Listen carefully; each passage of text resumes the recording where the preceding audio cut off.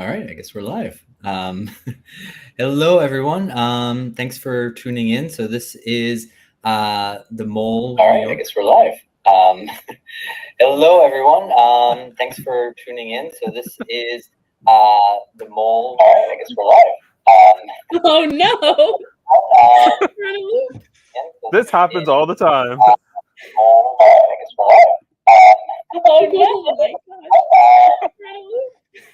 Wow. Okay, The ball strikes again. that might have been We my fault. broke StreamYard. The YouTube link on the other browser. All right, let's try that again. Hello, everyone. So thanks for joining. This is the Mole New York Season 1 recap podcast. My name is Troy. I was, the host of the game and one of the producers. Joined with me is the amazing and incomparable team that put this together: Chris Lord, Kayla Davis, and Dave Holdsworth. Oh, sorry, Dave, the fucking mole. So thank you all again for all of the work that you put in, the countless hours, the back and forth emails, the texts to bring this to life. It was, from my perspective, a dream team, having the three of you, an amazing cast, a stellar seasoned prod team. I mean, I could not have asked for a better group of people to have my first season doing this with. So thank you, everyone, again. Thank you for having us. Yes. Should we take a moment and just introduce ourselves and what we did for the game? Sure. Well, I think at first, Troy, I was like your emotional support because you came to me with this idea a few years ago, and I just kept pushing you, telling you that you should do it, you should do it, you should do it. And finally you decided to do it, which was awesome. And I think my main role was working with the quizzes and doing the videos for the eliminations for the quizzes, which was so much fun. That was like really a great role for me. And I'm so happy that I was able to do that. And I'm Kayla. I ran the live feeds the day of, and then before game just helped to organize and get everything set up and ready to go. But truly, Troy is extraordinary. Set everything up. It was basically done before it was even brought to me and Chris. So truly Troy's creation. And I'm Dave Holdsworth. I was the mole. So, I'm sure we'll talk about it, but I worked with Troy and Chris and everyone ahead of the game to understand the dynamics of what was going to happen and how I could undermine everyone and destroy their games. Awesome. Thank you, everyone. So we kind of touched on it a little bit, Chris, is that this was something that I had been thinking about. I don't know if it was 3 years, but it feels like at least a very long time. I had played a mole game out in Ohio, and I left that game thinking I had so much fun. It was unlike any game I had ever played, and I haven't played that many live reality games, but just the structure and the conceit with the mole is so different than Survivor, which I think probably most of us, I know all of us, are very familiar with and have played. So for me, I was thinking, like, as much as I enjoy being a player, I wanted to see like how it would be to do it on the other side, to be on that host producer side. And the mole was like, oh, in my head, it seemed like it was going to be a really easy thing to put together. And then I started to work on it, and I went, oh no, this is not easy at all. There's so many little pieces. And Chris, if you weren't pushing me and like asking me, hey, are you doing it? When are we doing it? You want help? I'm ready to help. Like, I don't know that I would have actually taken that step. It was just so many little things. And, you as a seasoned host and producer of your own live game, it was so helpful to have you in there helping me, like asking me those questions and things to think about, and testing and challenging me. And when Kayla, you came in, it was such a breath of fresh air because you question everything. You're like, really? Is this what you want to do? How does this work? And you made me think in layers and that I just wasn't thinking. So while you both have given me so much credit, it really I have said this to everyone, and I will say it here on the stream. If it wasn't for the two of you, this game would not have happened. So thank you, thank you, thank you. I wanted to, I guess, start with the Mole is such a different beast of a live game, right? There isn't many, at least that I'm aware of, out there in the live reality game community. I think there's maybe 2 or 3 others. Out of curiosity, like what was it about the Mole that I guess piqued your interest in wanting to either Dave as a player or Kayla, Chris to help bring this to life? For me, it was the fact that New York is not representative in the live reality game space for the Mole. And I wanted to bring that to a lot of the fans.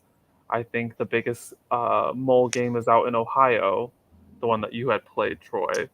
Other than that, I'm not really familiar with too many. I know there's like the Destination Mole, and I believe that's in Colorado potentially. I can't remember. So it was sort of like we're doing a deed to the community, to bring a game to the Northeast and to bring a game to New York, but also to fuel your passion. And I respect and love you as a friend, Troy. So I wanted to support you in that way, and I have supported so many of my friends with their live games, and like George and Brooklyn South, and I wanted to do that for you, basically. I'll talk as a player. I mean, I played a lot of Survivor games, but recently I've been trying to branch out and play some non-Survivor games, partly because Survivor, you have to vote people out, and it gets very, very intense, and people get angry and upset. I played a game called Synergy, and then the Mole game, if you go out, it's your fault. You did something wrong. You didn't guess right. You filled out the quizzes incorrectly. So it's just a different spin on a reality game where it is all on you, and it's not other people judging you and kicking you out because they didn't like you or you're too good or whatever. And also, I mean, I have a history with Troy playing some of these games, and he called me up to be on the Mole and then to be the Mole. And luckily he was calling to ask me that, because I would have said yes. If he called me up and asked for a kidney, I would have said, for you, Troy, you got it. But he just asked me to be the Mole, so that was good. So, and also I have a pretty good history with Chris. Maybe we'll get into later, but I met Chris 7 years ago in my very first reality game. There's a story there. Maybe we'll come back to it. Wow. Didn't realize. Yeah, that's something to mention. This group is like, we're not like total strangers, so that's what made it so much easier, to work with you guys. And I've never been able to work with Kayla on like a production team, so I was really excited to like have like a less pressured setting where I wasn't the host and she was a player or something like that. So it was cool to work with Kayla in that way, and then also same with you, Dave, to work with you as like production, all of you. Really, it was really fun, and I was really honored to be a part of this group. That's interesting. I've worked on production with all of you in various capacities. Chris on your game, Dave, Brooklyn South, Kayla, and competitive events.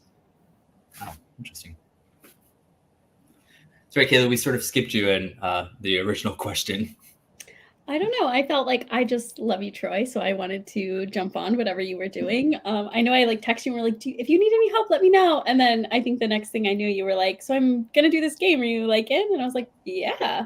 And I've never done like full production for a game before where I was like involved in, the challenges and the setup and all the organization that goes into it, like behind the scenes. So I wanted to kind of get a taste of that. And your kids are adorable. So that was a plus. And Troy, it's just interesting for the viewers and the players that played.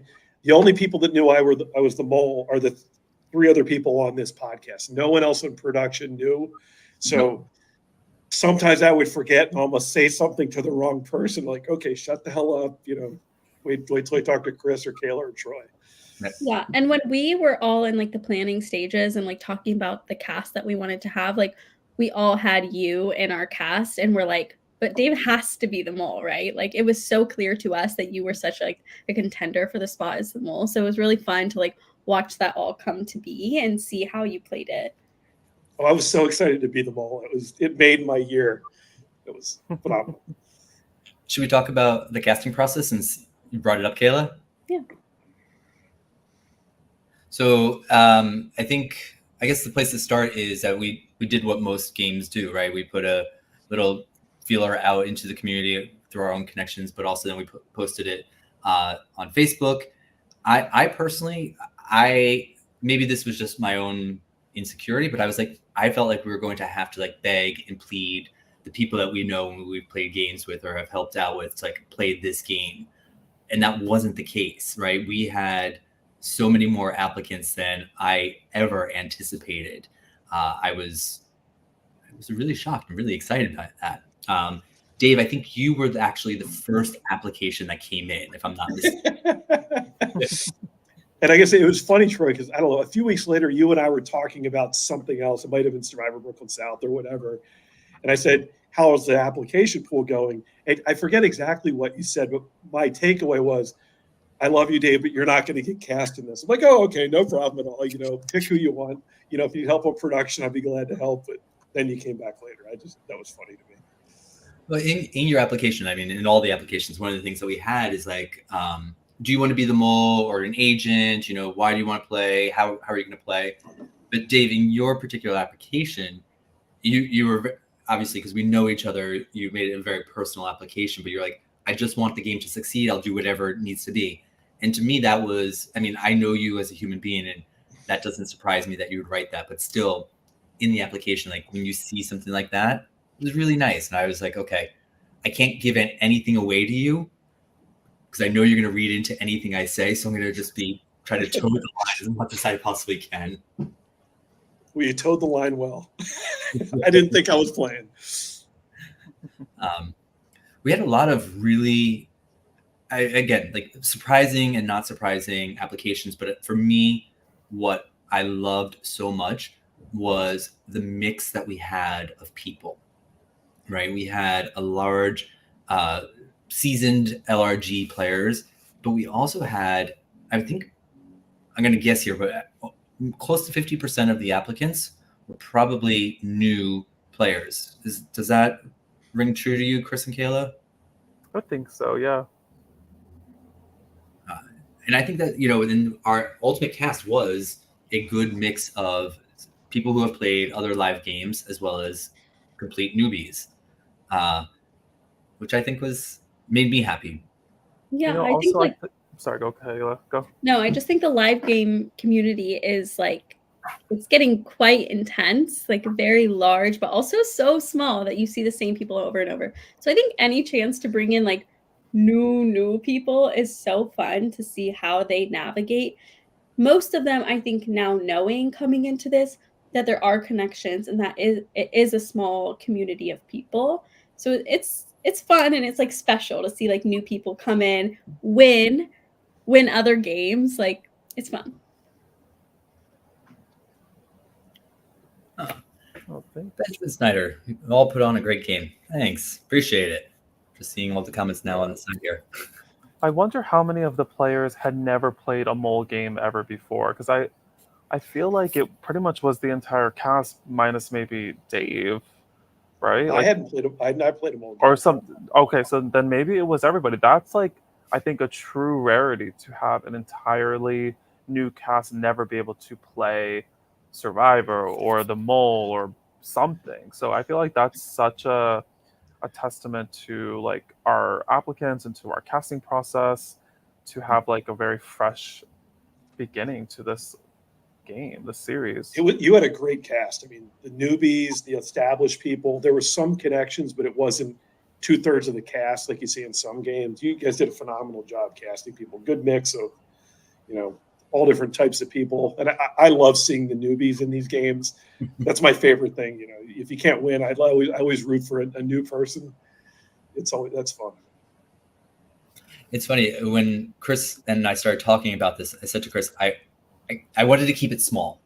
I was so petrified doing this. Like, why am I doing this? I was like, Chris, I just want to keep it to a very friendly audience, right? Because if it's going to crash and burn, at least if it's a friendly audience, they'll be nice and like understanding. And throughout this process, then it was all of a sudden like, I don't know this person. Do you know this person? No, I don't know this person. But they gave a great application, all this stuff. And it was like, okay, for me, that was one of the hardest things. Like, okay, I'm about to A, open up my home, but B, like put myself out there in front of people I don't know. And it's for me, it is different than when you play a game. Like you have to go out and just interact with people you don't know. But then on this other side, it's very different. Chris, you as a host, do you have that same feeling? That's a great question. I feel like it maybe in the beginning of like my series, I've definitely felt that same way, especially with like the crash and burn, like wanting to keep it. Like my first game was never, filmed, and it was just at my house, and it was mostly people that I knew, which was like your strategy, and I used that as a basis to build something off of it.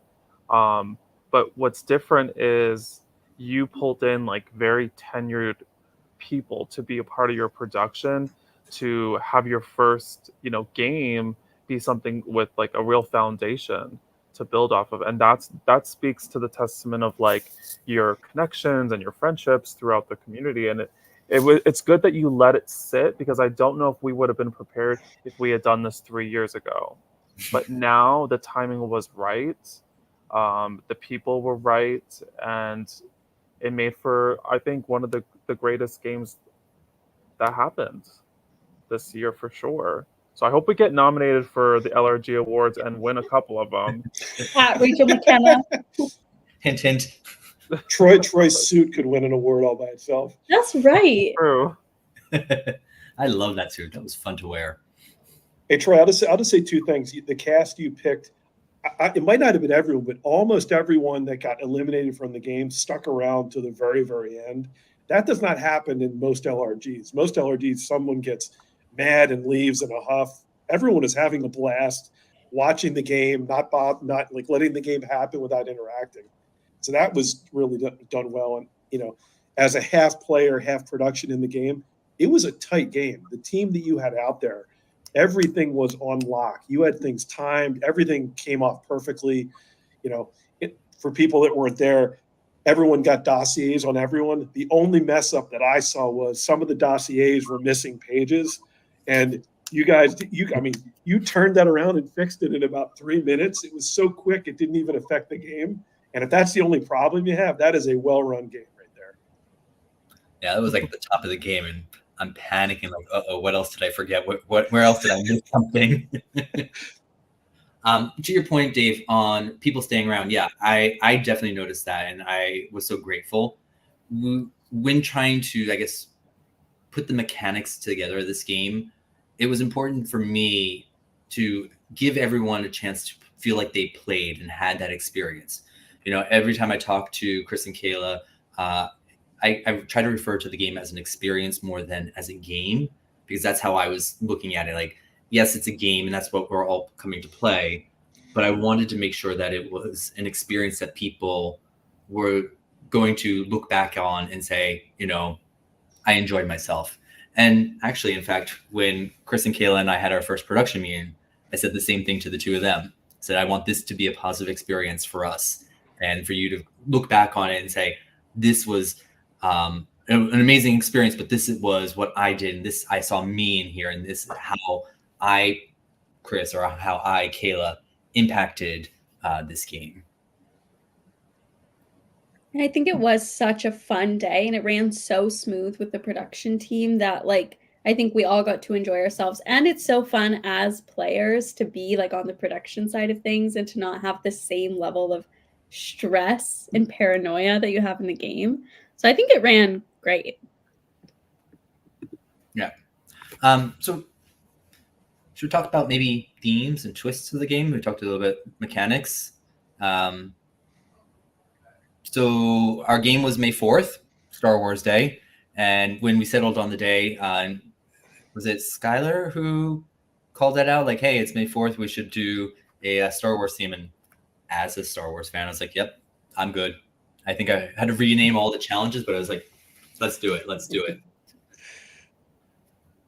So with that, we tried to put in little Easter eggs of Star Wars throughout, naming of the challenges, naming of the teams, the groups. What was it for the Jedi Codebreakers. What were the 2 teams that you had to break into? Chewbacca's and Yoda's. Chewbacca's and Yoda's. There's a third, right? Yes. The Han Solos. Yeah. Han Solos. Yep. And Dave, what group are you in for that one? The Yodas. Because I'm old, I'm wrinkly, and I'm bald. So.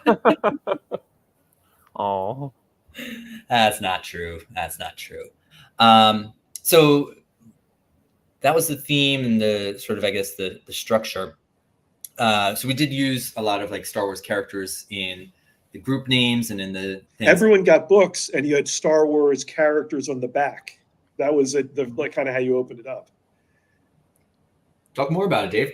Oh, so Troy put out on the table face down, like I don't know what you call it, like an agent notebook where we could all take notes on whatever we saw, and we all had to grab one. And on the back was a Star Wars character, Chewbacca, Han Solo, whatever.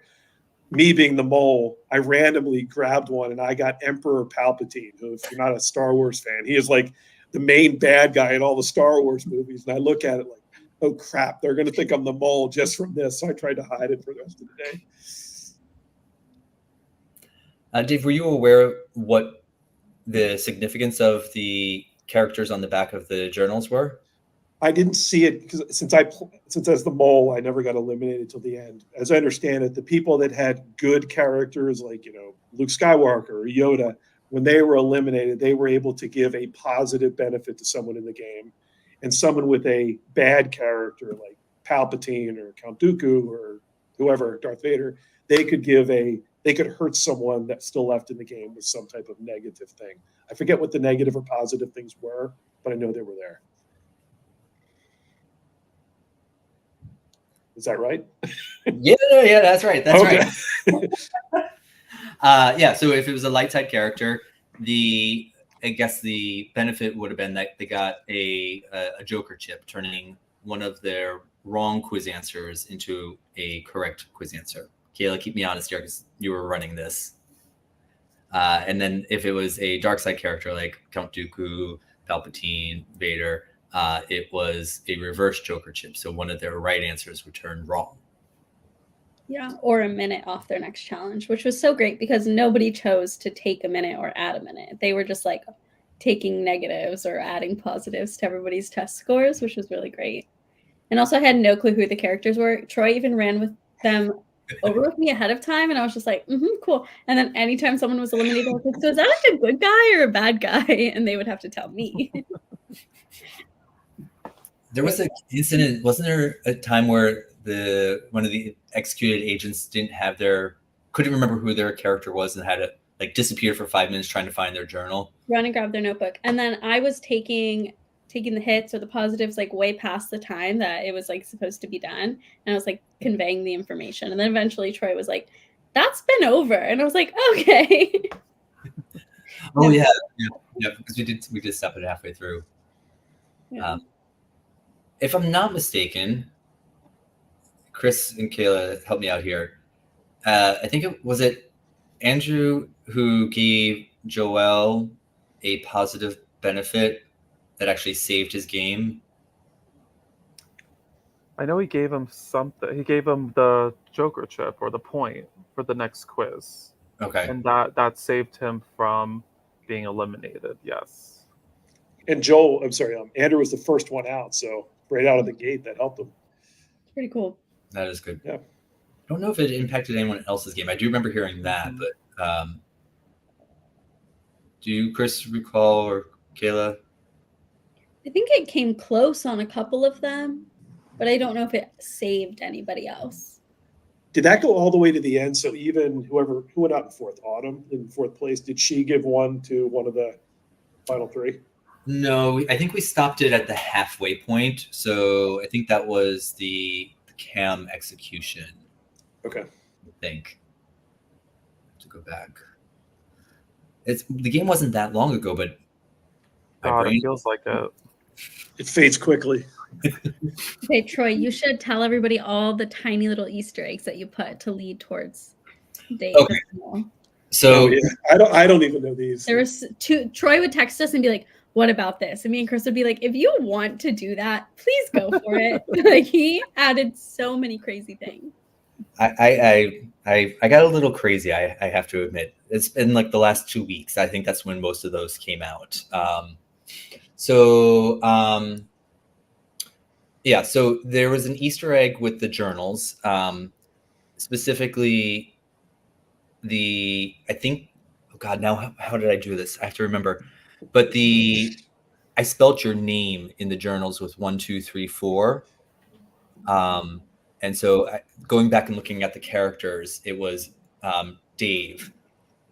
So I think the first like 4 or 5 characters. Maybe I did Dave. Like Dooku was one, and yeah, Amidala was second. Like, okay. Right. Maybe it's just your initials. It's something, but the journals definitely had pointed to you if anyone started to look at the character and the numbers. So that was there. During the quizzes, what I did is, so there was 10 question quizzes. The first quiz, the first answer was a D, had a D in it. I forget what, I'd have to go back and look at it. Second quiz, second question was an A. And so I basically said, Dave is the mole throughout the quizzes. Unless you took all the quizzes, you probably wouldn't even pick up on it. Did anyone pick up on any of these in any of the confessionals? No. These are deep dug Easter eggs. Mm-hmm. Yeah. The music. So when you all were holding before the game actually started, right? I think part of your dossier finding was like, name your favorite bands and bands, right? So people did not give me just one. People gave me like 3, 5, 10. And so what we did is I went through and looked at all the music, but then I was trying to find music that, connected to the mole theme in some way, right? So if you think back to any of the music, it all was either relating to you, Dave, or to the game. What I also did then is your particular artists were played more frequently than the others. So it was just like little subliminal things. And that was all in the dossier. So if they thought back to the music where they were listening for like the 15, 20 minutes, they would have heard more music related to you. You know what's so funny is like, if anyone is applying, if there is a season 2, anyone who's applying needs to watch this video to see Troy's crazy little mind, because that's the type of Easter eggs he gives. Those are like really, really obscure, but very, very clever ones, I have to say.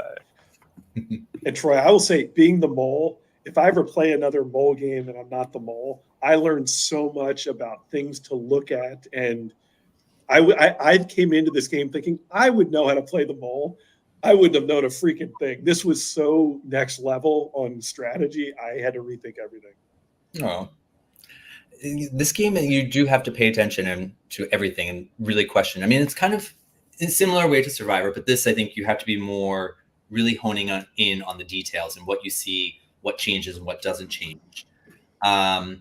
Some other Easter eggs that we had, there was one during Jedi Codebreakers, the first challenge that now I'm forgetting. Oh, so part of the challenge for the people who did not watch the streams, the whole structure is it's 3 groups. There's the Yodas, the Chewbacca's, and the Han Solos. The Yodas were solving what I know to be called a compte de bon, which is coming from my daughter's 4th grade math homework, and I used it in the game. Essentially, it's like a golden number and then a series of 5 numbers that you have to use addition, multiplication, and subtraction to get to that number. So the Yodas were trying to solve that equation essentially to give to the Chewbaccas, who were then going to get a lockbox. But for the Yodas, the group that Dave was in, one of the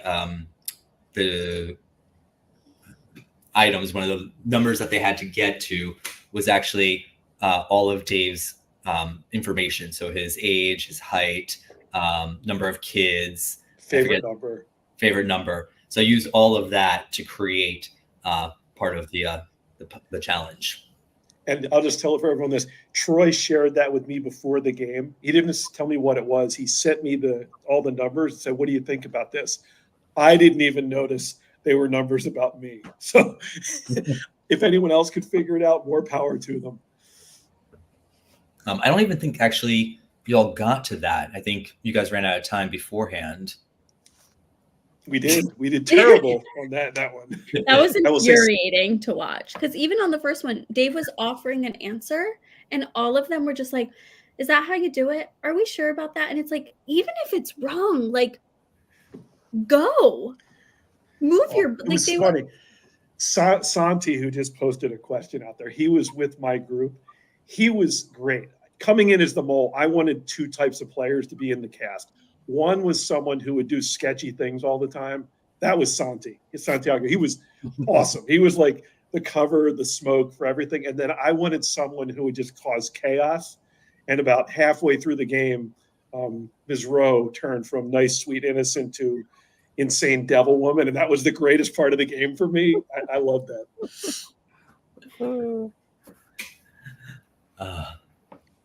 We did terrible at the code breaking. Yeah. It was very frustrating to watch. And meanwhile, my daughter's laughing hysterically, like, how do they not understand this? How can't they do this? I will say, I think there was a lot of sabotage going on, but it was because it was the first challenge. It was so hard to know who was trying in earnest and who was just like not getting it. Well, for people watching, I knew all the challenges ahead of time. Troy shared them all with me to give me a chance to, figure out ones that I could undermine. Some challenges really didn't lend very well to me doing it, but the code breakers was one I had laser sighted, because the way basically they give you all these numbers and you have to figure out a way to solve to this golden number you're trying to get to. There's many different ways to get there. And if you don't pick the right way, the people who run out to try to find the lockbox aren't going to find the lockbox because it won't match what they're doing. So I had memorized for every one of the numbers, this is a correct answer, but it's so wrong compared to what they're looking for, it'll mess them up. So I kept throwing out my correct answers that were right mathematically. And they're like, are you sure? I just don't know if they didn't understand it or they were trying to undermine it and look sus on their own. And then Santi was coming from, planet Pluto. He was trying to mess things up and come up with weird numbers. It was great. It was fun to watch. Yeah. It definitely, while infuriating to watch, because I wanted everyone to succeed, it was fun to watch at the same point. The last Easter egg that I'll throw out there, because I think it's the last one, at least the last one I remember, probably the first one I came up with, and I was super excited about this one. Late in the game, we had split the agents into two, top chefs and those something with heights. I forget what we said. Yeah, afraid of heights. Yeah. Heights. So the top chefs, they had their own little thing that we can talk about a little bit later, but those with heights, we did our version of the Squid Game's glass bridge. We had set up a series of 10 rows, 2 columns, where the agents had to jump on the box, and it gave way. It was like they fell through. Otherwise, they supported their weight. They can continue forward. So when the players or the agents looked at it, like from above, it like just said the Mole, New York. What you wouldn't necessarily recognize or see is that we used Morse code to do DH on the game board. So if I'm not mistaken, it's ... dash is D. So we did that with the boxes. So like the first one was the dot, then a space, then a dot, then a space, and 2 together would have been the dash. So I think that's So cryptic. right. Did I miss any, Kayla or Chris? That's all I I remember. think it was just those ones. Well, I'll tell you one thing. I tried to throw out a little bit of an Easter egg. For every one of these live reality games I play, I wear a different new Philadelphia Phillies cap. So for this one, I picked a brown cap because I thought that was the most mole-like color I could find for a Phillies cap. But, trying to give them a little bit of a taste. So let's talk about you as a mole, Dave, and how you were able to avoid detection for the most part early in the game. Let's talk about the first. I will say, I talked before about Chris. I'll give you, Chris helped me a lot in this. Chris was the person I mostly went up to do the quizzes. And instead of me doing the quizzes, he would give me the rundown of, hey, this person's not on to you at all. This one person is, you're doing fine. Early on, we went upstairs, and it might have been the first or the second quiz. I forget what it was. And he's like, Amy's on to you. Amy is locked onto you. She's got you. You're in trouble. I'm like, oh, crap. And we started talking about it, and he said, I think it's because you're not appearing nervous enough. I'm like, you know what? And that's a really good insight, because, you play survivor games where you're at risk. You're anxious, you're nervous, you're showing anxiety. I didn't realize it, but for the first round or two, I knew I was going to the end. I'm not going to win. I'm the mole. I'm kind of part of production. So I was not appearing stressed. I didn't even know I was doing that, but it was the truth. So once Chris said that to me, visibly, I tried to change my game in the game. So I would sit by myself a little bit more. You'll see in pictures, I'm pretending to bite my nails.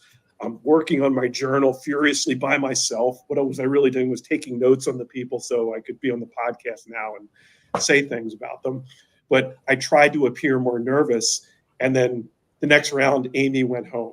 And I don't know if that was because of the advice Chris gave me or not. But so that was one thing I tried to do. I tried to appear anxious and nervous as much as possible.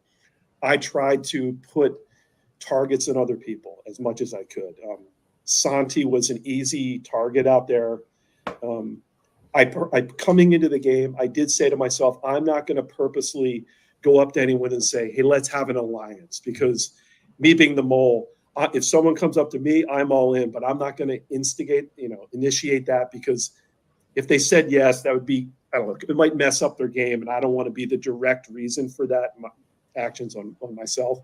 But I was pretty open throughout the game of, this person I think is the mole. This person's acting sus. I saw Cam, he completely missed one of the Easter eggs he could have found. It was right in front of him, pointing fingers at him. So I did those types of things to try to get the view off of me. And some of it was pretty easy, because I think the interesting thing about the mole game is the mole is trying to do moley things but be undetected. But one of the main strategies of other people is act sus, act very, mole-like. So there were some challenges where I had plans to undermine it, and I didn't even get a chance to do it because someone seemed to do it for me. I'm like, okay, unless I stand up and knock it over with my hand, there's nothing more I can do in this case. So some of the players acting like the mole helped my game as the mole to stay a little bit more undetected. So those are some of the things I did. Do you remember any specific moments where you can pinpoint, like, oh, this agent or this agent was clearly being mole-like? Santi did it. Santi did it at almost every opportunity. And if I was playing again, I would probably, as an agent, I think that's a great way to play the game. Santi did it.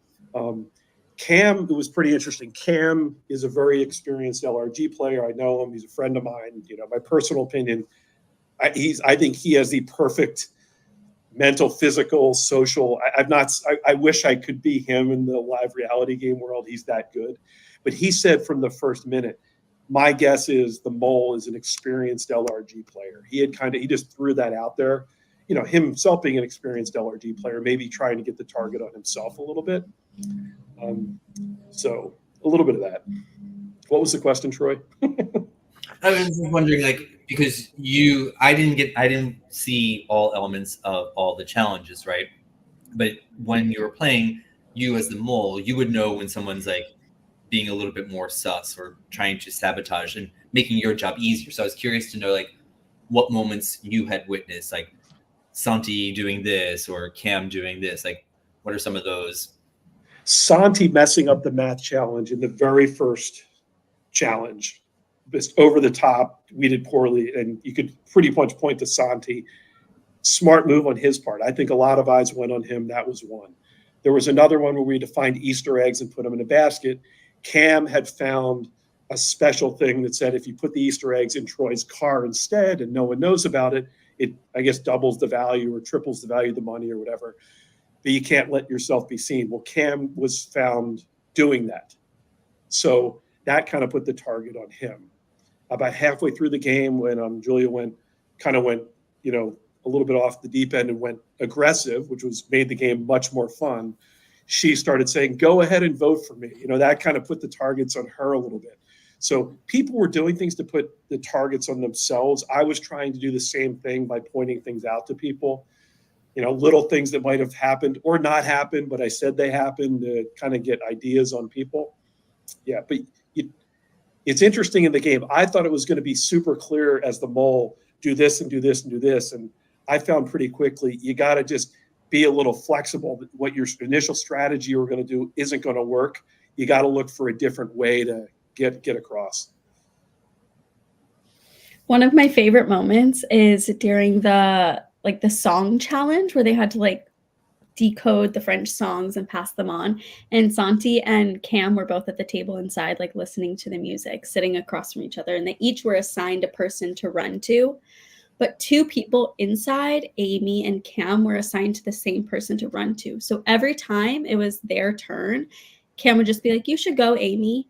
And Santi looks at the camera at me and is like, "Why don't you go, Cam?" And he was like, "I just kind of want to relax." And it was so funny because it was the two of them who had been both playing the role of mole all day, finally head to head in a moment where Santi was just fuming and Cam was just so chill, "I'm kind of tired. I just want to sit down." It was so beautiful.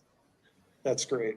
Mm-hmm. Well, another thing I'll say is coming into the game, one of my goals was I can't behave differently than I do in other live reality games because some of the people in the cast I knew from before. Cam I knew pretty well, and Amy I knew relatively well. And I didn't want to appear radically different because I think that would put attention on me. The other thing I wanted to do was coming in, I said, I'm going to try to be the dad, nice, fun figure. I don't know if you noticed, we came in, there was, one less seat. I sat on the ground. No, I got it right. There were things like I brought sunscreen and bug spray in hopes that people would need it. And they did. "Hey, I have this. Why don't you take it?" I tried to do stuff like that to be the nice guy. Therefore meaning, there's no way he's the mole. And I think it was in the first or second challenge, or it might have just been a fun one-off where you had to put single words about people. And the ones that came up for me were nice, dad, loyal, awesome. That's exactly what I was hoping to get across to most people to fly under the radar early. So I had asked Makayla, our winner of the season, offline ahead of time, if she had sabotaged or tried to sabotage at any point. I was curious. And she was telling me that no, she didn't. That was not part of her strategy at all. But just that she was not good at some of the challenges or her portion of the challenge. And I think that's interesting when we're talking about strategy. What you were saying, Dave, is a lot of people were trying to act sus. Some people, including the winner of the season, that was not part of their strategy. She came to me on the live feed at a point and said, "I've been trying to convince everybody that I'm not the mole, but I've just found out that it's actually a good thing if people think I am the mole." I was like, okay, we're getting somewhere.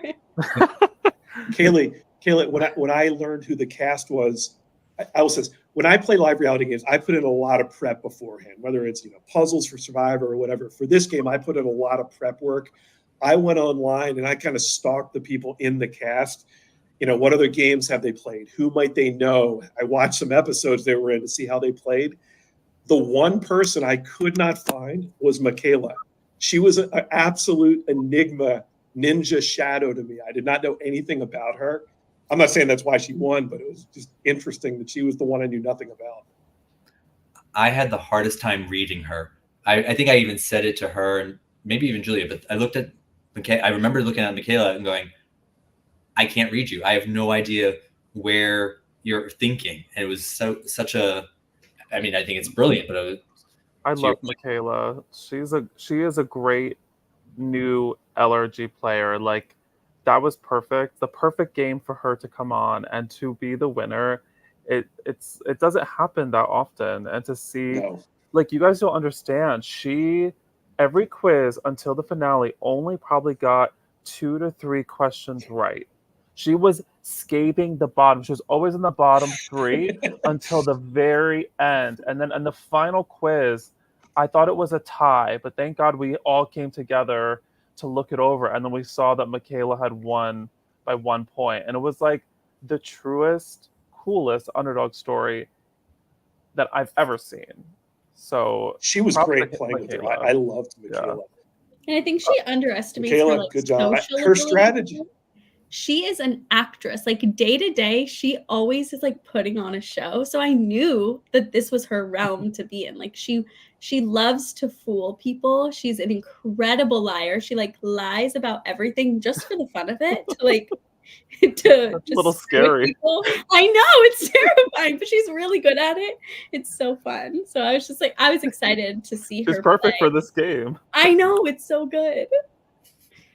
I love it. Troy, I think I wasn't Alex rooting asked for a anyone in particular, question but I was. up there. Did you see the question from Alex? And I did. I was just waiting. I was going to transition when we finish this topic. Yeah.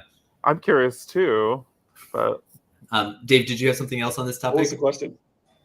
No, I was going to say, her Makayla's strategy. It seemed like her and Autumn teamed up and became a duo. Sharing. I think that helped both of them get to the end to kind of triangulate things.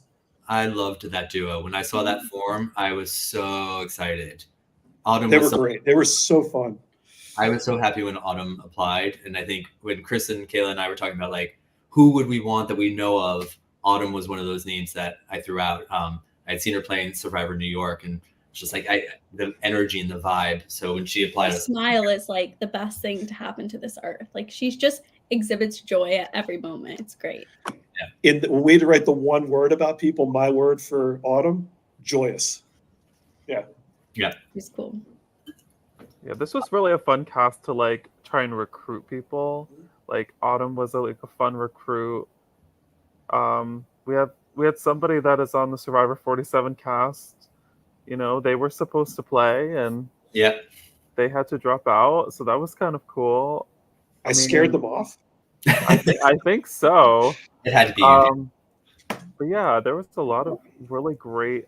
I think Samantha is so funny. Everyone has to agree. She's the funniest. I tried to fuck with her as much as I could in the elimination videos because of how great her reactions were.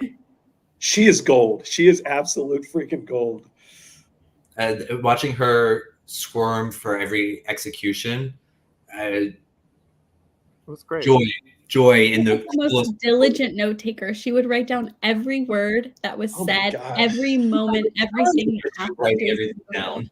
She'd be like, wait, let me write that down. I was shook that Makayla didn't write anything in her book, and I didn't know until the end. She didn't write Not a single period. thing. Like she came to me like round 6 in confessionals and was like, I should probably look at the dossier. She's like, I've only been looking at Autumn's because I want to be her friend. I'm like, Makayla. That is hilarious. Wow. So good. I had asked Makayla about the Autumn connection, and apparently I didn't, because I didn't know it. I was just curious.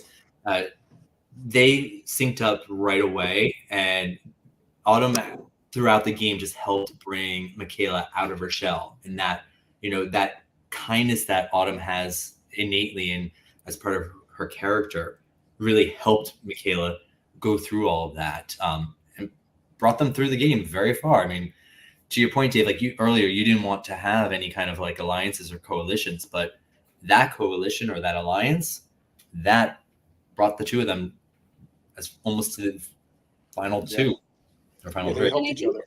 We should give Julia her flowers as well, because she was feeds gold. She was absolutely hilarious, and she did turn a little crazy at the end, but even when she was crazy, like she was so wonderful to be around. Like she kept cast and crew, like all of us laughing on our toes the whole time, and she was the one who like truly knew what she was doing the whole time. Like she did based she on was strategically crazy. Yeah, she was strategic. She knew what she was doing. I think she did it on purpose for her game, and it was a genius move. I loved it. Mm-hmm. Yeah, the shift that she had mid-game was complete strategy. To your point, Kayla, even my daughter, who was watching and helping out, had the biggest crush on Julia. And like that, there was one moment where Julia might have been going out and she got saved. And Renee was so excited. Like you could see she was getting like really worried that her her favorite player was about to leave the game. Didn't she give her a hug too? Yeah, she that was ran up and that was a hugged cool her. part of the game. That was great. That's adorable. All right, so Alex had posted a question in the chat. He said, when I saw the cast list, I thought that the mole was Dave or Autumn. The question was, or is, where was there another member of the cast that was almost the mole? So I guess I'll start with the way I looked at it is one of the questions in the application was, do you even want to be the mole? And some people flat out said no, they want to be an agent. Some people are like, yeah, I could be the mole, but I don't think I'd be very good at it. So I looked at who said they wanted to be the mole. I put together, and actually through the casting, way we did casting is we each, Kayla, Chris, and I, we put together our ideal cast based off of the applicant pool. And then we compared and talked about where there was differences. There were some people on the cast that were on all three of ours. And then there were some that were, okay, this person or this person, this person. When it came to the mole, I think there was 2 people that we were considering. And one person didn't in fact play. So that's the way I remember it. Kayla, Chris is... That's correct.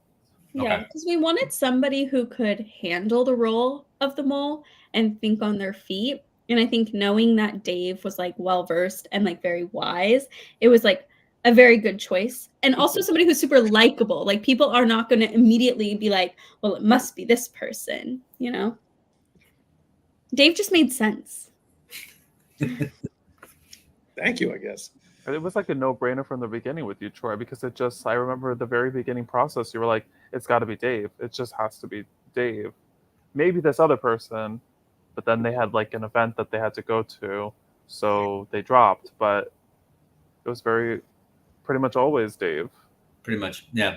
I mean, Chris, you had asked me like before we were even cast, like who I was thinking, and Dave was the first one I said, but I did have a caveat in there, and I'll be honest, is that because Dave, you are so likable and so nice, I thought people, based off of who we were seeing applying, would zero in on you right away. You know, for better or worse, but that I think makes the game a little bit more interesting for you as well, because then you have to navigate that. Yeah. And you were playing with people that you knew, right? I think you knew 2 or 3 people. Yep. In some depth, right? Navigating that is a challenge. Yep. That was the biggest stressor for me being the mole was not the game itself. It was how would I be with the people who I knew in the game? Because I didn't, you know, you might play future games. You don't want to burn bridges in the future, and you don't want to ruin a friend's game by doing something on purpose. So I tried to separate myself a little bit in the game from the people that I knew. In a normal game, I might have gone up and proposed an alliance, but I backed off a little bit. But then I was worried that they would have expected me to do an alliance. Are they going to think I'm the mole because I'm not being as friendly? I don't know if that led to Amy thinking about me. And I know Cam had kind of targeted me for a while before he went out. Maybe it was because of that.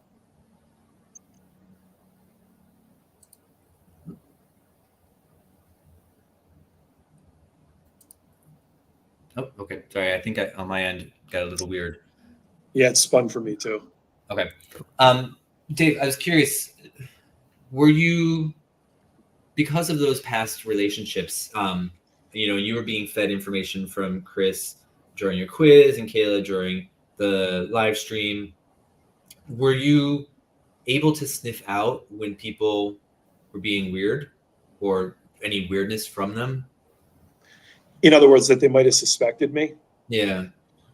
A little bit. I mean, people were not being shy about saying who they thought might be the mole, whether that was truth or that was strategy or not.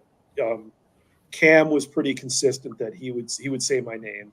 Amy was very, very stone-faced. She did not give anything away. She played everything very, very, you know, icy, was not going to give away any information. And I think had she just stuck with it, I think she would have probably won the game. But something happened that made her change her mind. But I was picking up some stuff myself. I'll be quite honest. A lot of the better information came from Chris when I would go up and, take my quiz. He would feed me info, and that would help me kind of twist things a little bit or point at other people. That was very, very helpful. I will tell a funny behind the scenes story. In the very first quiz, I didn't take the quiz. I was downloading with Chris, and it almost ruined the game for myself and everyone because they went downstairs and people were talking about, what did you say on this specific question? I hadn't even looked at the question. So luckily they didn't focus their question asking it to me, or else I would have been outed in the first 20 minutes of the game, but I got lucky. And from then on, I at least reviewed the questions so I could, be a little more flexible. I had no idea. It was really difficult. I have to say, just in a similar note, so for people who don't know, Michael Schwartz and I had to divide the cast up and had them take the quizzes. So I would always do it by gender, and and Michael didn't know who the mole was. Only I knew, but I wanted to make sure I always had Dave so I could tell him as much as possible. But Mike would always fight to have the men, and I would have to fight him and say, no, I want the men this time. And I'd constantly beg for the men. And I had to make up all these lies why I needed the men. Chris, you should have a T-shirt. I always fight for the men. Literally. And so I got the men the majority of the time, but I don't think I got you the first two. So you got me at the first one at least. Yeah, maybe it wasn't both of them, and I was very upset about it. Yeah, I was able to give them the lowdown about Amy and Cam in a little bit, but anytime there were gaps, I was just very frustrated, and then I knew I needed to jump into your confessionals and tell you as much as possible. And it was great because we worked really well together. And one time we actually almost got caught. When someone came up. Veronica was walking up the stairs while Dave and I are almost face to face having a conversation.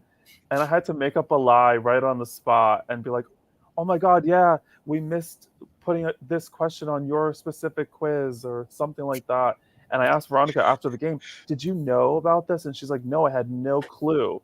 You guys were really good at that. I was like, yeah. Maybe I'm similar to Makayla. I don't know. I just made up a lie so quickly. It was beautiful. I don't want to play poker with you, Chris. That was pretty damn good. But it was fun. It was so stressful. I don't know how we did it, guys, to keep it just between the four of us. No. But we did it. My biggest fear of being the mole was that somehow I'd be too obvious and it would kind of ruin the game and take all the questioning out of it and ruin the game for the three of you. Luckily, I don't think that happened, but that was my biggest fear.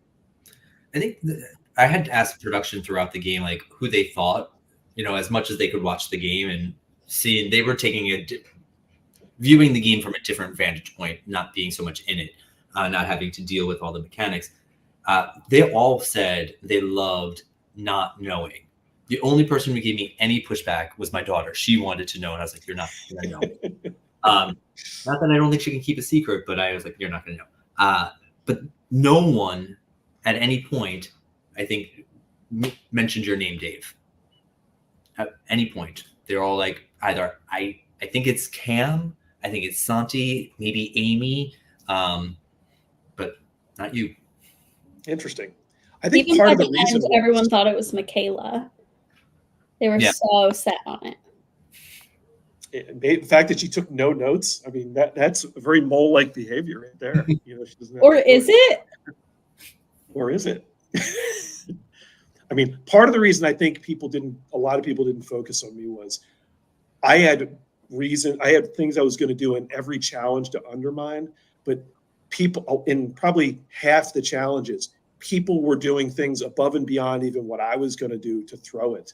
And my goal going into the game, I think the max was $300, Troy, is that right? They could win. Yep. My personal goal was I want to keep everyone $100 or less. If I can do that, I will have helped undermine it. I think they end up at $91 and 50 came off of Santi's one bag challenge. That was over half of it. So without that one, it would have been less than $50.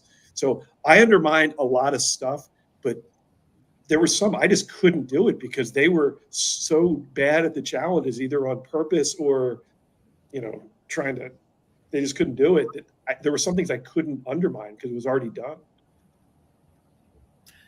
I'm curious, Kayla, do you have any sort of behind the scenes stories that maybe Dave, Chris, or I don't know about? I think just for the Easter egg challenge, the part that I was kind of following was the scavenger hunt, and it was beyond shocking how horrible they were at this challenge. Not one of them could figure out how to read a compass, which I don't know. I don't have any words for this, but He's not arguing on this one. the lack of navigation skills, counting, like they had to count their steps to find like a section of land or a monument of sorts to then search for the clue. And like at one point, like one of the first or second clues is it's on a big rock, basically.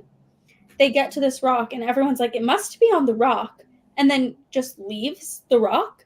And it took I just stood there like, what are you guys?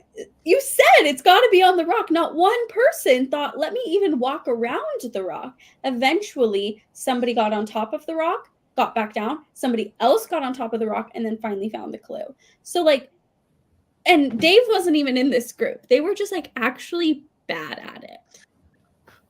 Kayla, I'll tell you a story. With that, with 5 minutes left in the challenge, I knew there was zero chance they were going to get it done. So I went up to, it was either Makayla or Autumn who was on the group using the compass. I'm like, I know how to use a compass. Give it to me. You look at it like this, you do this exactly how I do it, because I'm ex-military. That's why I didn't put myself on that team. But I don't think they even listened to me, because I was trying to be nice, knowing it would give them no advantage and take the target off me. But I don't know, for whatever reason, they didn't even follow my instructions on how to use the compass. And I don't think that anybody was trying to throw that. I think at that point, everyone was kind of desperate to like put some money on the pot. And still, I know none of them were the mole, so they all should have been trying with all they had. They were frustrated. There was like 6 minutes left, and Autumn was like, I should go back and recount. And I was like, go recount. And she still didn't go recount. I was like, girl, you had so much time. There was a moment in that challenge where the compass group, the navigators, they started looking for Easter eggs. Like, well, we're not going to complete our portion. We should just find eggs.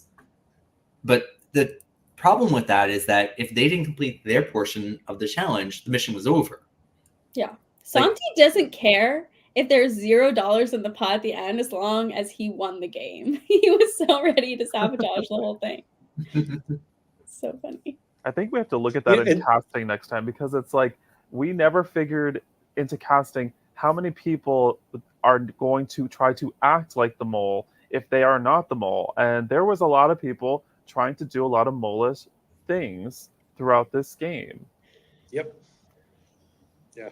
I mean, in the real show, I forget what the pot is, $100,000. I mean, it's enough money where it makes a big deal.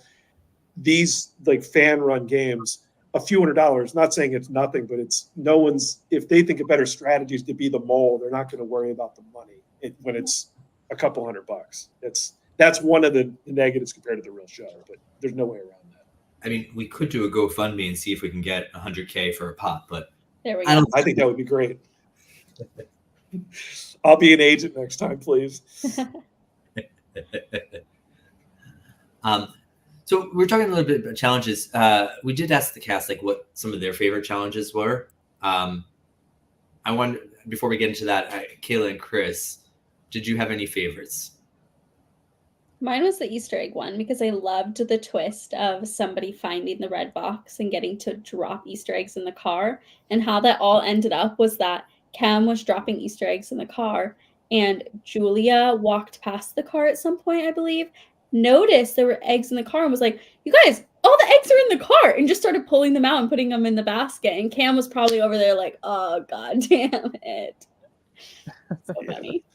That was a big production moment. I remember everybody running up to each other and being like, you got to see this video I just posted. And that was so funny. For me, the challenge with the Squid Game element was so cool, so unique. I don't think it's really been done outside of like the Squid Game, the challenge. So to see it in person, and then the way you made the mechanics work, it was really cool. I wish they had done better at the challenge, but it was really fun for everybody to see it or to play it. The Squid Game one was my favorite. That, for people watching, they had a food challenge up front. They could either do the gross food or take an exemption. They took an exemption. I think that was Julian. Was it Autumn or Michaela? I forget. Julia, Makayla. Julia, Okay, they took an exemption. Kayla And then there was the Squid Games where you had to jump on the boxes and go down. I will just tell you a piece of trivia. I made sure I was going to be the last person on the boxes jumping, and I had memorized which one was which. So I was hoping. Anyway, I was hoping to get like all the way to the end and then jump on the one, but I counted wrong and I jumped on one from the beginning. I wasn't going to make it to the end. I was going to make it very exciting, but I screwed up and I jumped on the wrong box. I had counted. That would have been really fun. Because I knew you knew which boxes, and then your first jump, it was the wrong jump. I'm like, oh. I think I had it completely in my head backwards. So it's on me. Sorry about that, Troy. We had a whole conversation about what was the vantage. I know. I have to say the Guess Who was also very fun, and it was very like beautifully done by you, Kayla. And I thought it was. What was such, Guess like, Who a for mole- people watching? What is that? Oh, do you want me to explain the Yeah. talent? Okay, so they Yeah. had like all these like Survivor reality show characters, and they each secretly had their own, and they had to ask questions to people to try to determine who everybody had. And they only had one guess to get all of them correct. And if they got it correct, then they won an exemption. But if they got it incorrect, I think it was like points off the quiz or something like that.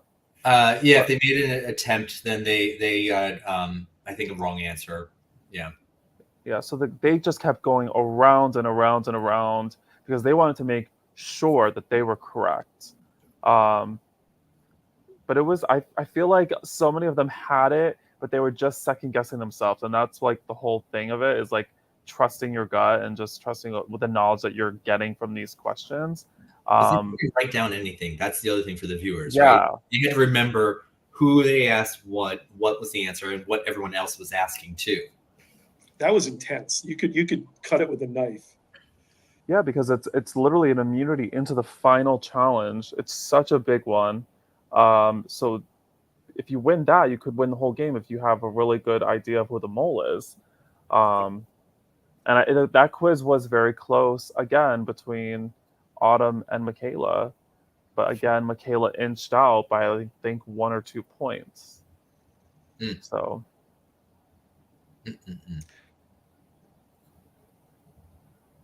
So my favorite mission was the Mos Eisley Cantina mission, which was the one where the agents had to nominate the most trustworthy agent, and we gave that.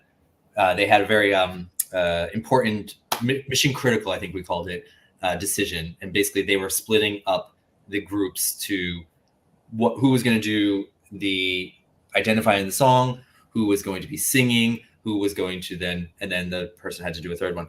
What I loved about it was that the people who were going to be deciphering the song lyrics went in it so confident, like, we got this, it's going to be super easy. And then we put the cards down in front of them, and there's this moment of like, oh crap, I don't understand what I'm reading, because all the song lyrics were in French. And they had the opportunity to ask for help from my daughter, who's fluent in French, but that would cost them money. It would cost them money. Or they could listen to a snippet of the music, but that would cost them time. I have to say, that group, they were super smart. Like, they were like, let's just eat the time. Let's get all of the music, and then we'll go forward. We can at least get some money. We just lose time. So like, they were really gaming the game. Like, it was not something I thought that anyone would do. It never crossed my mind. So I loved how they just thought of it. But watching them run back and forth, singing, then performing to the other agents was just delightful. However, the best part of it all for me then was the most trustworthy agent, Autumn, had to then choose another song, find another song by the same artist. And she's running up and down this little hill and getting tired doing it, production's like, I'm not going to run up and down this hill anymore. Follow me. I'll just shoot it from here. But she's up there looking through all these note cards for another Taylor Swift song. And she says something along the lines of, I'm an awful Swiftie. And I'm just dying of laughter. Like all these, like Kayla and I spent, an hour coming up with these close, but not quite titles of songs that sound like it could be from Billy Joel or from Taylor Swift. And watching like people go in so confident, like this is going to be easy. I know music. And then they're faced with it and like, oh crap. So for me, that was my favorite. There were good challenges. Anyone looking to play, if there's a season 2, do it. These are great challenges. Very fun. Some of the cast, what they had said outside of before we jumped on this podcast, the I Feel Seen one was one that they really liked. Some people liked that because I guess it was just one of the first ones we were getting to know each other. The other one was the Sith's Divide, the hike. Some people didn't like that. That was their least favorite challenge, but I think that was one of the more highly rated ones as well. And that was my least favorite. Why, Dave? Because I had a plan. I knew what was in all the bags, and I grabbed one that had a low value bag, but not the lowest, near the bottom. And my goal was to try to get to the end. I was going to say, hey, I'm the oldest person out here.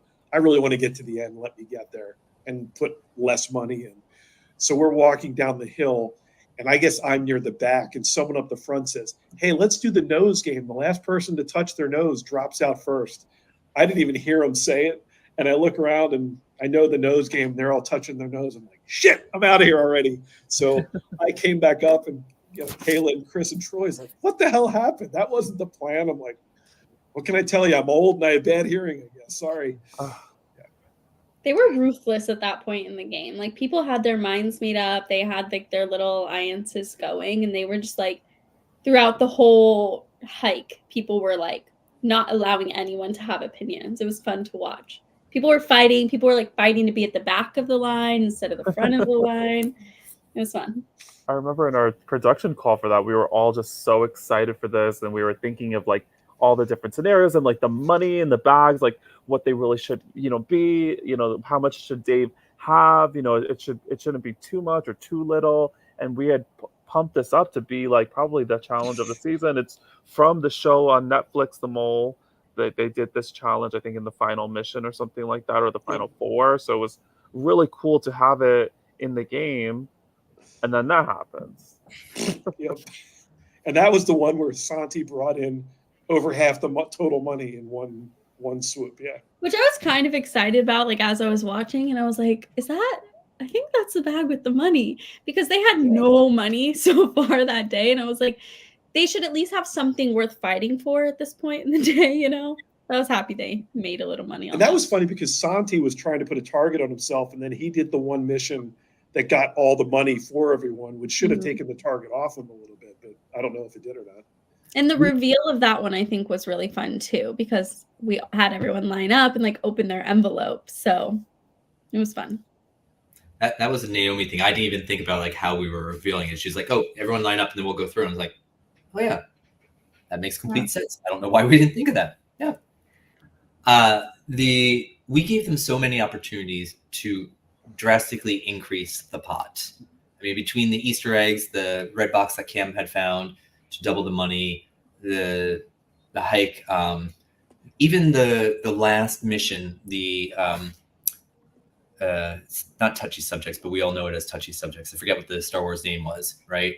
Essentially, they could have added $1 for every right answer, and they had or $2 for every right answer, and there's 30 questions. Like it was a huge amount could have been added, but one group, I won't call out who, just couldn't get a right answer. So I feel like, to your point, Kayla, yeah, there should have been something, and I think there was to some degree something to fight for, but I mean, David did a good job, and the cast just sucked at challenges, or too many people were throwing challenges, Yeah, it made my job as the mole. It's too easy in some cases. Is there anything else we? Amy had a question. I'm not sure. What happens if Dave has a brain freeze in the moment? What happens prod-wise? You mean like if I have a stroke in the first minute of the game, does someone step in? I'm not sure what she means. Like, I So- guess if you had slipped, maybe? Like that you were the mole? No, I mean, we would have stepped in. We would have let the game run and just see, because things change. I mean, you go in with. So at the beginning of the game, we had Kazi from the Netflix The Mole do a little video for us and like give some advice. And one of the things that she had said was, have your ideas, but be flexible. Right? Things are going to change. So if what Amy's question is like, if Dave inadvertently exposed that he was the mole, I don't think we would have changed anything because everyone else was saying like acting suspicious. It would have just could have been played off as a tactic, I guess. That's what I probably would have done if I had slipped, but I guess it depends how it happened. I mean, the other thing we did tell the players, like, so when we sent out the casting, we worded it in such a way that the mole was not determined. So we did kind of lie to the cast before the game. But that's because we were getting questions from people that we knew. Who's the mole? Who's the mole? Who's the mole? Can I be the mole? You're going to make me the mole. And so the blanket statement we kept saying was, the mole will know that they are the mole at the game, at the start of the game. They will find out before the game starts. So if Amy's question is more like if something happens to Dave like at the game, we had that as a backup. Gotcha. During the game, it was funny. I think it was Makayla that said, does the mole know they're the mole? I think she said that during the game, which was just gold. That was beautiful. There was a point Makayla came to do a confessional with me, and she told me Jason had just left the game. And she told me that Jason went to her and was like, is it possible that I'm the mole and I just don't know? They never told me. Like, some people were just confused. Well, Kayla, after she said that, I started saying to people, what if there's two moles? I mean, what would happen then? Which I think is, crazy, but just throwing it out there for fun. We actually had a conversation about that. You remember this, Chris? Say that again. I'm sorry. Dave was saying that at one point in the game, he was throwing out maybe there's two moles in the game. Yes, we did talk about that, but then I think it got shut down pretty quickly. Yeah, I But think I think the quiz is hard. Yeah, it's too tough. I think it becomes like borderline the traitors in a way. Yeah. Because I think that it had come up so that even if Dave was a mole and say Makayla was a mole, that one of them could theoretically, win the game as well. Versus like, I hate when somebody could, like, Dave essentially came into the game, paid to play the game, but there was zero chance for him to win the game. Like Kazi is a actress. She was paid as an actress to play the mole and to perform as the mole in the series. She was never like a real person just playing the game. So Wait, she didn't pay to be in the mole? I should have negotiated something here, Chris. What are you telling me? Oof. What your mic is, Chris. It's okay. I mean, you had fun, Dave. Oh, I had a blast. It was the best money I ever spent. It was worth it. I think also I just want to bring up a point to people that may be playing mole games. You guys should be paying attention to the production people, not necessarily to Troy, but to Kayla and to me, because there were so many times where Kayla or I would have to gather information about Dave. Where was he sitting? What was he drinking? What was he eating? What kind of hat he had on? What color sweater he was wearing? I had to know all these details. And I'd go up to Kayla constantly like, where was Dave sitting? Where was he in the mission? And she would be writing it, or I would be writing it. And I would look around as I'm writing and no one's paying attention to me. And I'd be like, wow, this is like a very powerful position that we're in, Because everyone's so hyper-focused on just the players, but it's really the production you should be watching. And I'm curious, Troy, if when you played the Mole Ohio, were you ever, looking at production, or were you looking at just the players only? No, I was looking at production. I went in, I don't want to say trying to game it, but I assumed that the mole would do their confessionals with the same person or persons, right? So I was watching who was going to talk to who, like what order they were going in, how quickly they came in and out of their quizzes, and trying not like I was looking at every possible angle I could think of to figure out like basically give myself an advantage. In the end, that's not how they did it. So all that observation I was trying to do paid no dividends. I will say, Chris, all those questions about like who was standing to the left of the mole, or where were they seated, or were they standing? I got so much flack from the agents after the game from those questions. I think that was like one of the biggest pain points that I understand. I fully get it. Saying it's too nitpicky, like no one's gonna know that. Not that it was. Some people, I think it was really difficult to know, and some of the feedback I think is actually quite fair. Is that we didn't clarify from what point of view, right? In my head, it was always from the mole. Oh, yeah, it's true. Like, who was on your left, right? And so I take ownership of that. Like that is great feedback.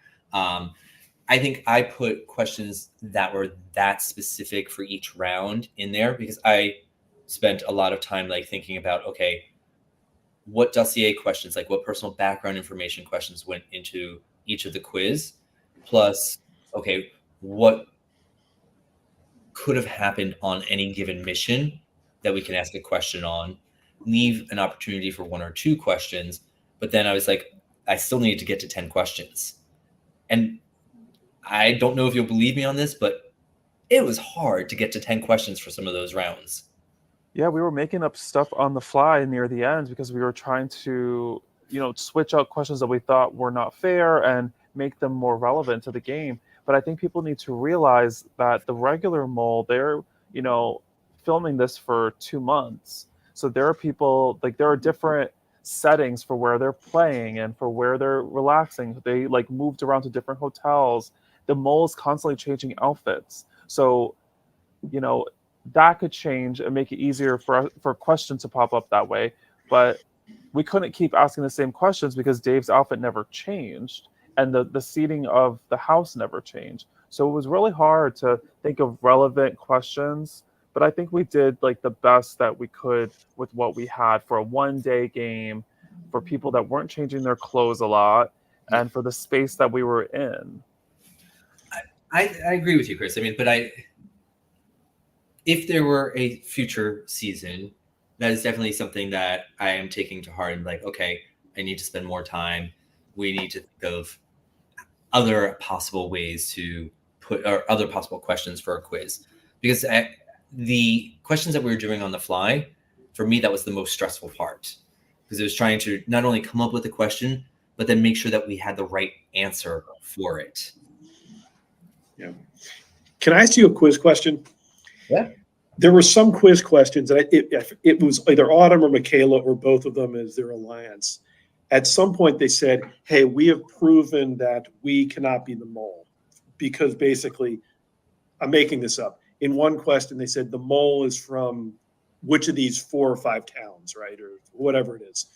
And you could eliminate certain players off questions. Like if I'm from Philadelphia and that's not one of the options, I can't be the mole, therefore. Is that correct? Like, could you have started? Okay. No. Right. At a point, one of them were like saying that to me, and then later we're like, I think I'm just missing that there's also more answers on the other side of the page. Like, okay, it's like okay. Here and here, not just like this little column. So I think they just weren't All looking right. at everything because all So of the everyone options in were there every was time. an option on every question. Yeah. Okay, that was Even if they were eliminated, because we had done a lot of the quiz questions ahead of time to help make things go faster in the game. So we didn't know obviously who was going to be eliminated and win. So we just put all 10 players or all 11 players bio information in. Got it. Okay, thank you. Yep. Yeah, I didn't hear that, but yeah, that statistically was impossible because I was worried about that as well. Can we talk about my favorite moment of the game? It was a moment that we had not planned for, But I came to Troy and I said, I think that they just need to have an open discussion. They have not had a moment as a group to sit around the room and talk. I know it's not on the plans. I know we could be running behind. I think we were running behind. But I was like, what a great moment that something could happen. And then it did. Julia popped off. Everyone's popping off at each other. It was so fun. That was and great. That's the moment I think saved Dave. It opened the floor to so many possibilities. And Dave kind of sunk into the couch and everyone was just going off on each other. And Julia, in that moment, became like my favorite LRG player. And it was just like, it was beautiful. It was, like Santi said, it was television. Yeah, it was great. It was like the demon coming out of the beautiful cocoon, you know. All they needed was a spark, right? It was just everything was building up. It was television. Yes, it was. It was beautiful television. Chris, I have a question. Did that happen pretty much right after Cam left? The discussion? No, I think it was. Yeah. Before. No, it was. I think it was 8 people left when that happened. 8 or 9 people left. No, Amy was in it, so it was 9 people left. Okay, all right. Yeah, we spent a lot of time trying to like build up the opportunity for you all to spend time and get to know each other and figure things out, not like immediately booting people. But I think this was relatively after the second or third execution, Chris, right? Right.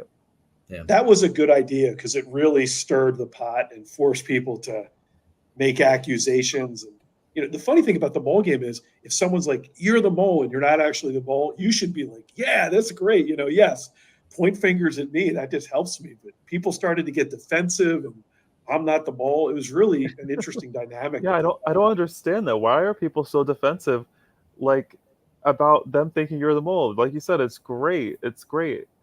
Write my name down. Yeah, like, as Julia said. That was great. That was great. I think that's all the items I had on my list to discuss. Any chat questions? I can't see the chat. Anything in there? Yeah, people, say your questions if you have questions. We're here. Trying to answer them. You know, Makayla said she got a speeding ticket leaving your house. Oh yeah, I think I don't know where it was in specific because I don't think she knows. But in my area, yeah, if you're even a mile over the speed limit, they will nab you. And I heard her ticket was for $91. Is that right? another bit. The guy was watching the mole, and he knew what to go for. He took all her money. Didn't even cover her winnings. Did not cover the speeding ticket. A little bit of trivia. My scariest part of the game was when Cam was about to go out. Cam, like I said, he is incredibly smart. He stood up and said, before this goes, if I go out, I've been on Cam, I've been on Dave and Santi. I've switched to Santi. If I go out, Dave is the mole. I'm like, oh shit. And then he goes out, I'm like, game over. This is going to go downhill. But, you know, that was scary. Yeah. It really didn't matter at that point. What everyone else should have been doing is like maybe more of Julia's approach of trying to throw the suspicion off of you. Like she was trying to get people suspicious of Makayla, suspicious of Autumn, suspicious of her for the whole game so that she could be the one correct at the end. And then at the last minute, right before the quiz, she was like I've been putting all my answers on Dave this time, but I think that I'm a little bit worried it might actually be Makayla, so I'm going to put a few answers on her. And then she lost the game. Yeah, you have to go all in on the last quiz. If I was an agent playing tired, the game, I think that it was like hard to think straight at that point in the game. I think a good strategy would be find an ally and try to triangulate. And once you figure it out, do everything you can to protect the mole. Like you go crazy trying to draw attention to the both of you to get the tension off the mole. Mm-hmm. That would have been fun. I thought that's what you, Dave, were doing with Amy and Cam. When I saw that trio form, I was, we were not an active alliance. Like I said, I was not going to do that. I talked to them as much as I talked to anyone else. If you saw that was not intentional. I have to laugh at Amy just because I remember she did the first quiz. She got 8 out of 10 questions right on the first quiz. And I said, holy shit, you guys, Amy's the winner. She got it right from the jump. And then the second quiz, again, 8 out of 10. And I was like, oh my God, they're like how would the scent get off of Dave for Amy? Like it makes no sense. She's all in for Dave. So it was like, I think a lot of it was Cam getting into her head saying like, why else would Dave be here? Either he's the mole or he's just like I would say like a celebrity casting pick because you're all over the place, Dave, you know? And I think maybe it switched in her mind that, oh, he's just the celebrity casting person. And then she completely flipped it. And then she only got 1 or 2 questions right and she was eliminated. Yeah. So that was like we were shocked. Sad moment. That was shocking. It was shocking. The we whole were room all was panicked because it was like, you know, it is the game. We want people to figure out the mole because that is the game. But nobody like to be able to pick it up right off the bat is just like we're shook. Yep. So Chris, when you talk to me, when we decided on Dave, we were like, there was somebody else that was originally cast that we're like, that person might immediately walk in and be like, obviously it's Dave. So we were like really trying to plan for people to think that it was you and kind of plan around that. Well, Chris, when I came up for that first quiz and you knew Amy had done so well, your face was white. You're like, we're in trouble. Like, oh crap, already? This is not good. Yeah. I have a question. Amy, I know you're posting questions in the chat. If you're listening, you went off of me. Who did you go to? Like you were all in on me. Who did you either go to or split with? Who was the other person that diverted your attention to? Oh, we're waiting for her to respond if she responds. Chris, you have all the results from the quizzes still? Because I want to see the. I do. When I see you in your house party, I'm gonna bring everything back. Oh, awesome. Okay. Yeah. Because I think that would be great if we could like scan all of them and put them into like a photo album and then maybe share it with like the group and like everything like that. That printer that saved our asses because half the dossiers were missing has a scanner on it. Amazing. That'll be so cool because I feel like you don't get to see like all the quizzes after like most mole games, you know? Yeah. That's gonna be fun.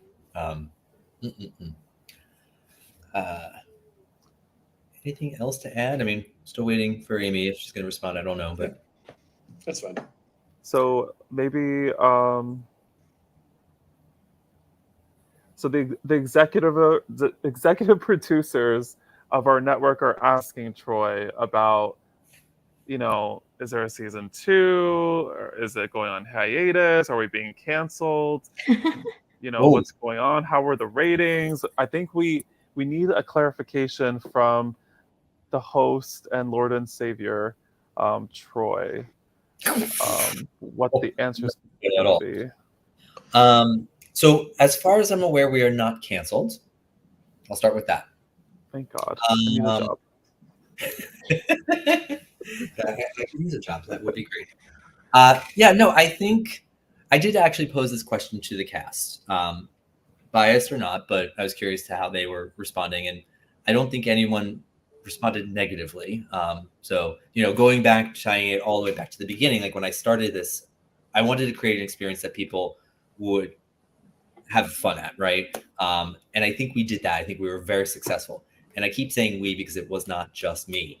It was you, Chris. It was you, Kayla. It was you, Dave. Like it was everyone on this podcast, our prod team. Like it was a collective effort. That being said, yes, I think there should be a season 2. Yay. I think it's also fun to just have something else for people to play that's not Survivor. Yeah. I agree. We've all played Survivor 1,000 times now, so it's fun. True. Coming up with the missions, that was the hardest hurdle to get over in my head. Anything I would think of was like, oh, this could be a fun Survivor challenge, but that doesn't work for the mole. So like I had to really think and change my brain patterns. Like, oh, how does a mole challenge work versus a Survivor challenge? Well, Troy, I'll give you and the production team a compliment. you were at such a high level on your first season. That's really hard to do because I've seen Survivor games and other games where the first season it's a shit show the first time. It ends up working, but it's not crisp. Yours was so tight, and if that's where you're starting from, I can't wait to see what season 2 is going to have coming. That's very sweet. Thank you, Dave. But it's because of these other two on the call here. It truly team effort. I mean, Kayla came up and we spent a day. Yeah, for me, it's this. Yeah, I'm trying to. Kayla came up and we spent an afternoon, or actually a whole day, putting things together, wrapping things, highlighting, walking the hike and marking the trail, figuring out where all the hiding spots were. It was very much a team effort. That's why it worked so well. And I think season 2 would only be easier because now I kind of understand like your thought process with challenges and quizzes and like working with you guys on a team, So I think it could only go better. So and what I'm bigger. saying that you're on board for season 2. Is that accurate? Is that what I'm hearing? Do I get a raise though? I'll give you a 10% raise. I'll take it. I'll take $91 actually. Well, I don't believe I paid you $91. So Well, sign me up for anything. go I'll for clean it. the toilets. I want to help any way I I think can. Dave would be great on production just because now he's been through it. He was the mole. He'd give the next mole the best advice. Yeah, he can do the live feeds. That would be so fun. Oh no, Yeah. I have a face made for radio. You don't want me on No, live feeds. you don't have to be on it. It's literally no face. yeah. All right. It looks like Amy did respond. She went over to Makayla. Sorry, Amy. She was trying to test the waters with a little bit of Makayla, and she did a little too much, I think, if I remember right. Amy cheated on me, and she went down. Yeah. For the people watching, the other thing I would say is these quizzes, they might have been writing in their journals throughout, but when they went to go take their quiz, they didn't have their journals with them. So all the questions, the biographical information, what happened in the challenge, what they were wearing, all that, they had to remember that. Like it was all in their head. So it was very easy for missteps to happen. That was also done intentionally. Like we didn't want someone who was like a very good note taker to have all the answers there and just be able to breeze through it. In the real Netflix, or the real Mole and then the one on Netflix, are they able to take their notes in for their quizzes or no? Same thing. On Netflix, they're not. On the original Anderson Cooper, and then whoever did it after, I forget the host. Some seasons they could. I think the first season they could, but the other seasons they removed them. Okay. I think it was better without. I think it made it a little more interesting. Yeah, you have to study. Or you don't have to actually, because Makayla won on her brain power alone. So Yep. It's every person is different. Every winner is different in any game, and especially the mole. Yeah. Well, it wasn't her brain. It was her Jedi mind powers. Coming back to the Star Wars theme, Makayla was the Grandmaster Jedi. I would love to see Makayla do a different game. Yes. Especially Sure. Big Brother. I think I don't know if Survivor. I don't know how she feels about outdoorsy and like woodsy, but to see Makayla on Big Brother would be absolutely amazing. She'd be like Vanessa Russo from like Big Brother 17, I think. Very that. Yeah, I could see her doing very well. And our girl Julia then just won a game right after. So Literally. these girls are good. And Samantha She was built for LRG. That's right. Sam Right? too. Really high up there. Yeah. We had an all-star cast. Mhm. Yeah, super. We were very, very lucky. And you also almost had a real Survivor, right? Like you said. So close. They Yeah. had to just go film Survivor instead of be on our show, which was kind of rude, but Yeah. we'll let it be. Jerk. I messaged them that. I was like, that's at least a really good reason to cancel. Like, For sure.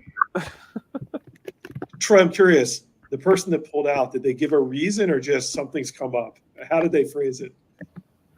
I'm going to sort of give a cagey response because I don't feel I don't want to get him in trouble. That's not what I'm looking for. Yeah, no, it Weston was is withdrawn. completely plausible, Okay. and I didn't think twice of it. I was like, totally understand, all good, bummed, but totally understand. You know, and Kayla and Chris can attest. I didn't even tell them what I was told. I just said, yeah. Makes sense. Yeah. I do feel honored that I've been duped by a Survivor player. Maybe not the last time, actually. Yeah. So Maybe. I think next season we should definitely reach out to some real mole players. There's one girl that's on the Mole Netflix that is part of the org community. So that's really cool. I think so. She has the headscarf. Mm-hmm. She's big in the LRG and org space. I think she's done Sequester, if I'm not mistaken, as well. So, we're getting out there. Our people are making these shows, and hopefully we can maybe get some of them to play LRGs. Yep. I like Amy's comment. She's saying all four of us. I'm for that. I'll take that. What was the comment? I can't see it. All four of us making it onto Survivor or some live game, some reality show. I have stopped applying, but good luck to the rest of you. Dave, you're like a shoo-in. You better keep applying. Kayla, I applied 22 times. I never got a call back. And once I found these LRGs, I stopped applying because this checks the box for me. My deal with my wife is if I'm 60 and the show's still on, at that point, I will apply again, but not until then. Oh my God, could you imagine, Dave? You get on when you're 60.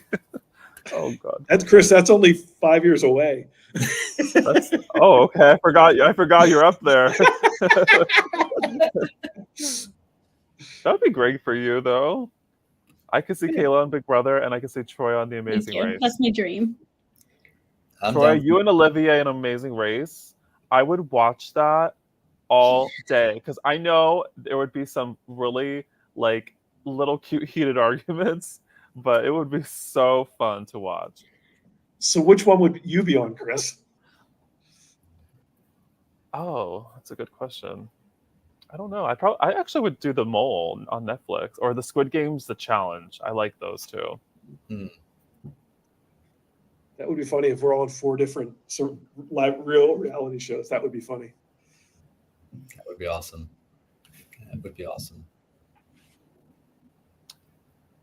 Anything you want to say, Troy, before we wrap this up? Bring it home, boss. I'm going to just sound like a broken record. I came up with doing this, and I got pushed very easily, but without Chris, your pushing, your guidance, your being a soundboard, I truly am so grateful because it helped me make this game and make the decisions and think and be creative in ways that I just wasn't doing before. And your impact of this game is absolutely immense. And Kayla, you listen to me bitch and moan and question, come up with the craziest things. And you're like, yeah, no, Troy. Or, yeah, that works. Yeah, I can see that. And you put so much heart and soul, and you were always there and having ideas. And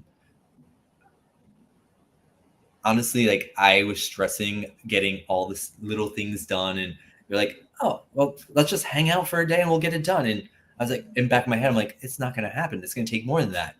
And we finished with so much time. I'm so grateful. There's so many little things that you did throughout all this process. And both of you never said no. You're just like, how can I do? What can I do? What do you need me to do? And without the two of you, this would never happen. So thank you. The amazing Dave coming on board, who didn't think he was going to get cast. When your application came through, I was floored. I was honored. I was giddy with excitement. Because again, I was thinking, oh, no one's going to want to play my first time LRG game. and to see you come through on it, I was like, Well, you need a celebrity cast member, right? As Chris put it. Yeah. Yeah, That's I fine. mean, that's but a you. lot of, it brought me a lot of confidence. Like, hey, this actually is going to work. To the production team, Melanie, Skylar, Naomi, Michael, Veronica, you made it run so smoothly. Like it was a seasoned group of people. Like any host, like that is the biggest takeaway I have is like your prod team, you bring in newcomers, but make sure you have people who have done prod before, because you all were doing things without even being told, like, oh, this needs to be done, just jumping and doing it. It's like, wow, okay. It allowed me to enjoy the day and just be the host. So I don't want to take any credit. I think it was a group effort, and I'm trying to make sure I hammer home that point, because that's really the truth of the matter. So thank you, everyone. Thank you. I hope those are tuning in or watch this after the fact. You found it insightful. You found it fun. You found it interesting. Keep an eye out for the Mole New York season 2. Don't know when, but keep an eye out for it. Yeah. All right. Bye. Have a good night, everyone. Night. See ya.